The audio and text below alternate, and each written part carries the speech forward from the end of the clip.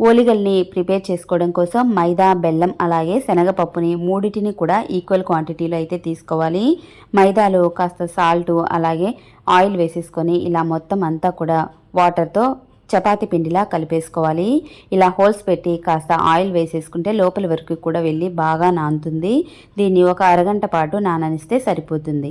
శనగపప్పుని ఒక 2 గంటల పాటు నానబెట్టేసుకొని ఉడికించేసుకున్న తర్వాత ఆ వాటర్ని అయితే వంపేసుకొని ఇలా పక్కకు తీసుకుంటే దీంతో రసం పెట్టుకుంటే చాలా టేస్టీగా ఉంటుంది. ఇప్పుడు ఇందులోకి కాస్త యాలకుల పొడి, బెల్లాన్ని కూడా తీసేసుకొని మొత్తం అంతా కలిసేలాగా కలిపేసుకొని మీడియం ఫ్లేమ్లో ఉంచేసుకొని మొత్తం అంతా కూడా మెల్ట్ అయిపోతుంది కదా, అదంతా కరిగి ఇలా మనకు పూర్ణం దగ్గరికి వచ్చే వరకు ఇలా కలుపుకుంటూ అయితే ఉండాలి. ఆపేస్తే మనకు అడుగంటిపోతుంది. ఇలా పూర్ణం రెడీ అయిపోయిన తర్వాత మనకు కావాల్సిన సైజులో మైదా పిండి లోపల స్టఫ్ చేసుకొని ఓలిగలు చేసుకుంటే చాలా చాలా టేస్టీగా ఉంటాయి. Don't forget to like, share, subscribe.